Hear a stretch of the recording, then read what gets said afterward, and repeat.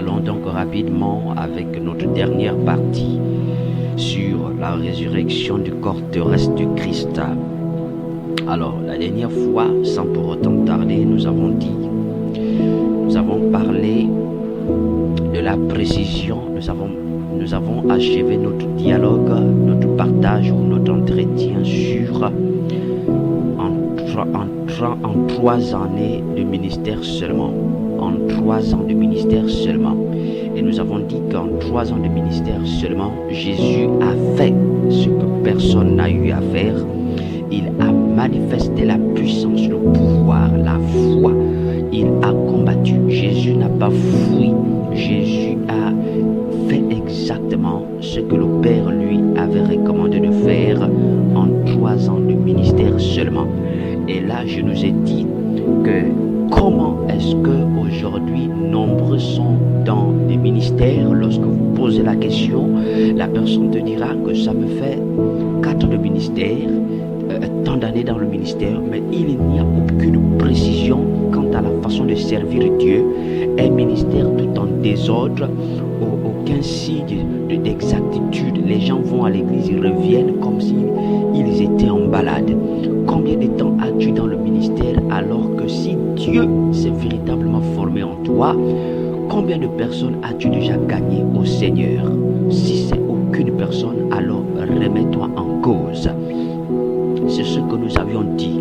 Et je vais encore le redire ce matin pour dire, Jésus n'avait que 3 années de ministère. Il n'avait ni téléphone, il n'avait rien de tout ce que nous avons. Mais comment est-ce que avec tout ce que tu as toujours du mal à servir Dieu? Jésus n'avait pas besoin de faire des affiches, mais les gens le suivaient. Jésus n'avait pas besoin de faire des publications, mais des personnes le suivaient. Jésus n'avait pas besoin de ceci ou cela, mais des personnes étaient toujours en train de le suivre. Jésus, il y avait toujours des guérisons. Son témoignage a impacté les gens. Partout là où il passait, il impactait les gens. En 3 années de ministère, il a tout fait. J'ai même envie de dire à quelqu'un, si jusque-là, permettez-moi de ce terme, en 3 ans de ministère, Jésus a accompli véritablement et avec précision l'œuvre à laquelle il avait été envoyé. Il y a des personnes ici qui ont déjà même 4 ans de ministère, 5 ans de ministère, qui n'ont même pas encore commencé leur ministère. C'est-à-dire qu'ils sont là, ils savent à ce à quoi ils sont appelés, mais ils n'ont même pas encore commencé. C'est pourquoi il y en a même qui meurent. Il y en a qui meurent, c'est-à-dire qu'ils vous disent qu'ils sont appelés à tel ou tel ministère, vont jusqu'à mourir sans avoir même commencé leur ministère. C'est-à-dire en 5 ans de ministère, aucun impact sur la vie des autres. Mon frère, tu es un malade. Revois ton fonctionnement. En 3 ans de ministère, en 4 ans de ministère, d'autres ont même 12 ans dans le service. Écoutez, j'ai dit vous pouvez faire 12 ans dans le service sans faire 12 ans dans votre couloir. C'est pourquoi il y a tout un désordre. Ça, ce sont des enseignements que l'on doit ramener au fur et à mesure dans les jours qui arrivent pour pouvoir ramener les gens sur leur gloire. Ça, c'est même un problème de la gestion du gloire. Vous voyez, les gens sont à l'église, mais ils ne savent même pas ce à quoi ils sont appelés. Ça c'est un problème. Il y en a qui viennent, ils sont à gauche, à droite, ils commencent devant, ils reviennent derrière. Quelqu'un, il arrive dans la maison du Seigneur, il te dit non, je viens seulement assister, je retourne à la maison. Mon frère, tu as des problèmes, tu n'as rien compris de tout ceci. J'ai envie de te dire, répands-toi, parce que Jésus n'appelle pas pour s'asseoir. Jésus appelle quelqu'un pour un objectif précis. Il y en a, ils te disent qu'ils sont appelés, sauf qu'ils ne savent pas à quoi ils sont appelés. Jésus m'a appelé, oui, ça c'est une chose, mais Jésus t'a appelé à quoi? L'appel ne détermine pas la mission. Vous comprenez? L'appel ne détermine pas la mission. On peut être appelé sans avoir la connaissance même de la mission. Donc l'appel ne suffit pas, il faut la mission. Ça, ce sont des choses que nous allons revenir plus tard sur l'appel, le ministère. Mais pour l'heure, c'est ce que vous deviez comprendre. En 3 années de ministère, Jésus a impacté. Aujourd'hui, tu as combien de temps dans le ministère? Qu'as-tu déjà fait? Qu'est-ce que tu n'as pas encore fait? Jésus travaillait toujours avec précision. Il ne se déplaçait pas n'importe comment. Mais regarde ta manière de fonctionner. Regarde ta manière de travailler. Aucune précision. Mais je veux aussi dire ceci. En 3 ans de ministère, Jésus a impacté de vie. En 3 ans seulement. C'est-à-dire que Jésus a eu 3 ans de ministère et Jésus a eu plus de 30 ans de formation, plus de 30 ans d'écoute. Souvent, l'impact que nous avons en si peu de temps détermine le nombre de temps que nous avons pris à apprendre, à écouter auprès de Dieu, à demeurer dans la présence de Dieu. J'ai envie de dire à quelqu'un, sois prompte à être formé, sois prompte à être dans l'école du Saint-Esprit. Laisse le Saint-Esprit te former, laisse le Saint-Esprit travailler avec toi. Même si c'est en une seule année, tu es capable d'impacter les vies. Le problème, c'est parce que les gens ne se laissent pas former. Les gens n'écoutent pas. Les gens ne sont pas dans la présence de Dieu, mais ils veulent parler. Parler pour dire quoi? Soyez précis. Un ministère en désordre, un ministère sans précision ne peut produire les fruits. Je vais ajouter rapidement un deuxième point à ce sujet, au sujet du vécu de Christ. Le deuxième point se trouve dans le livre de Jean 3, 19. La Bible dit que la lumière, Jean 3, 19, écoutez, Jean 3, 19, il dit, voici d'où vient la condamnation. La lumière est venue dans le monde, mais les hommes aiment mieux l'obscurité que la lumière. Écoutez, la Bible dit bien, je suis obligé d'aller très rapidement, vu le temps de nos dieux. La Bible dit, la lumière est venue dans le monde. Dans d'autres passages, on dit, elle est venue au milieu des ténèbres, dans les ténèbres. Mais les ténèbres ne l'ont pas reçue. Mais la Bible ne dit pas que la lumière est venue dans les ténèbres, et les ténèbres ont corrompu la lumière. Mieux vaut que les ténèbres ne te reçoivent pas que les ténèbres te corrompent. Jésus est venu dans les ténèbres, au milieu des ténèbres, mais les ténèbres ne l'ont pas corrompu. Jésus est venu dans ce monde, mais le monde ne l'a pas corrompu. J'ai envie de te dire ceci. Lorsque Christ est en toi, je veux te dire, le problème ce ne sont pas des ténèbres. Il n'existe aucun endroit réservé sur la terre où ce n'est réservé que pour les chrétiens. Non, c'est faux. Il y a des personnes qui se réservent dans cette fausse spiritualité en disant, moi je ne peux pas fréquenter mon père parce que c'est un franc-maçon. Je ne peux pas fréquenter telle personne parce que c'est un franc-maçon. Je ne peux pas aller chez un tel. Je ne peux pas utiliser les choses parce que ce sont les choses du monde. Écoute-moi, le téléphone que tu utilises, qui l'a créé? Qui a créé ce téléphone? Qui est derrière ce téléphone? Les réseaux sociaux que tu utilises, qui est derrière?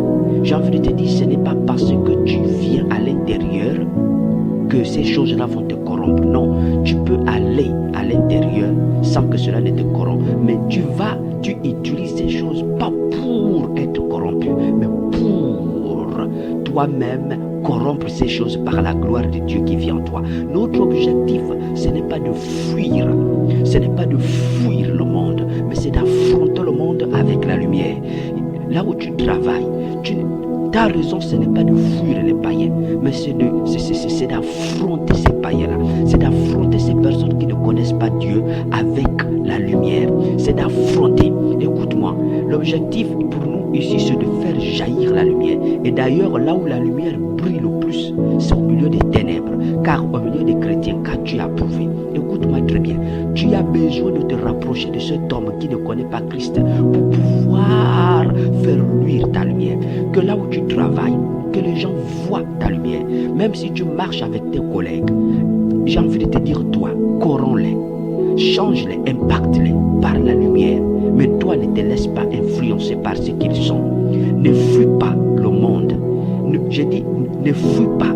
Ne fuis pas ses collègues, ne fuis pas ces choses, ne fuis pas, je vais te dire, ne fuis pas ton lieu de travail, ne fuis pas le travail, ne fuis pas les promotions, ne fuis pas les titres, ne fuis pas, mais toi, corromps, toi, impacte ces choses-là. Jésus est venu, mais il n'a jamais été corrompu. Toi, parle, va voir ton Père, parle-le, corromps-le, par la puissance de la parole. Utilise les réseaux sociaux, non pas pour être corrompu par tout ce qui est partagé sur les réseaux sociaux. Utilise les réseaux sociaux pour que toi, tu puisses impacter par la lumière. Transforme ces choses pour proclamer Jésus-Christ. Que Dieu vous bénisse sur ce second point. Troisièmement, pour terminer, la résurrection du corps terrestre de Christ. Voyez-vous, je vous ai dit bien au départ qu'un corps qui est créé par le Christ, qui est créé par la parole et l'esprit, Jésus est né de manière miraculeuse. Voilà la raison pour laquelle son corps ne pouvait pas rester dans le tombeau. Vous vous rendez compte que quand un homme, toi tu meurs, tu finis par rester dans le tombeau. Tous ceux qui sont passés dans le tombeau sont restés dans le tombeau. Que ce soit le président, que ce soit peu importe la personne, les hommes d'autorité, les hommes qui ont été connus, ceux qui ont eu les noms des personnes de renom, vous vous rendez compte que quelle que soit leur gloire, leurs corps sont restés dans la tombe, dans les tombeaux. Mais Jésus est ressorti. Jésus, après sa mort, n'a pas laissé son corps dans la tombe. Pourquoi? Son corps n'a pas été créé par la chair humaine. Son corps a été créé par l'incubation, par l'esprit et par la parole. Dieu, le corps de Jésus, bien que étant avec les critères de ressemblance de la terre, mais n'a jamais été façonné par la terre, par les gènes des hommes. C'est pourquoi il ne pouvait pas laisser son corps dans la tombe. Mais là n'est pas le point, là n'est pas ce que l'esprit veut nous communiquer. L'esprit veut nous amener à comprendre ceci. Et pour comprendre, nous devons prendre le livre de Jean à partir du verset 20, le verset Jean 20 à partir du verset 26 à 29. Je ne vais pas lire, vous pouvez le lire, je vais plutôt le paraphraser. Il s'agit ici de l'apparition de Christ. La Bible, dans les recherches et les travaux, nous enseigne que après la résurrection de ce corps, le corps de Christ, Jésus est resté encore pendant 40 jours sur la terre. Or, le chiffre 40 est un chiffre très important. Vous devez retenir, il est allé dans le désert 40 jours. Le peuple d'Israël a fait 40 jours aussi dans le désert, et etc. Il y a le chiffre 40 qui se répète à plusieurs domaines. Vous devez comprendre que le chiffre 40 reste un chiffre de préparation, un chiffre où Dieu te moule, un chiffre où Dieu te transforme. Jésus est resté 40 jours encore pour pouvoir donner un message, un seul message. Les 40 jours de l'après-résurrection de Christ, c'était pour leur donner un seul message. Lequel des messages? Allez. Certains disciples ne croyaient pas. Voyez-vous, on peut même être avec Christ, on peut être à l'église sans croire à Jésus. C'est-à-dire qu'il y a des personnes qui sont à l'église, Jésus va aller jusqu'à dire à Thomas, touche-moi ici, touche mes mains, touche mon ventre, touche mes plaies. Et Jésus va dire que tu crois maintenant parce que tu as vu. Mais il dit, heureux ceux qui ont cru sans avoir vu. C'est-à-dire qu'il y a des personnes qui sont même à l'église et qui demeurent incrédules. C'est-à-dire que pour croire à certaines choses, ils ont besoin de voir. Mais toi qui crois, même sans avoir vu, je te dis ce matin, que Dieu te bénisse. Je voudrais que tu comprennes que Jésus est réellement ressuscité. Alors quand il revient à la vie, il a consacré 40 jours pour apparaître aux gens, pour leur dire, Jésus est revenu à la vie. Mais ne gardez pas ça pour vous. Allez-y, allez dire. Donc il a fallu que Jésus formate pendant 40 jours, prépare, formate l'intelligence de ses disciples pendant 40 jours pour leur dire, on ne garde pas la résurrection de mon corps physique pour vous. Allez dire au monde que je suis ressuscité. C'est là où je termine avec cette partie. Écoutez-moi très bien. La résurrection du corps physique de Jésus, la révélation, quand Jésus t'apparaît, quand tu as cru que Jésus, quand Jésus t'a apparu, quand tu as resté Jésus, l'objectif, ce n'est pas de garder Jésus pour soi. L'objectif, c'est d'aller dire aux autres que Jésus est ressuscité. Frère, va dire au monde que Jésus est ressuscité. Va dire, toi qui as touché Jésus par la foi, va dire que Jésus est vivant. Toi qui as touché Jésus, j'ai dit toi qui as touché Jésus par la foi, va dire aux gens que Jésus est ressuscité. Ne garde pas les mystères, les témoignages pour toi. Toi que Jésus fait du bien, va dire aux gens que Jésus est ressuscité. Ainsi prend fin notre second sous-thème. Le riche Venga était avec vous.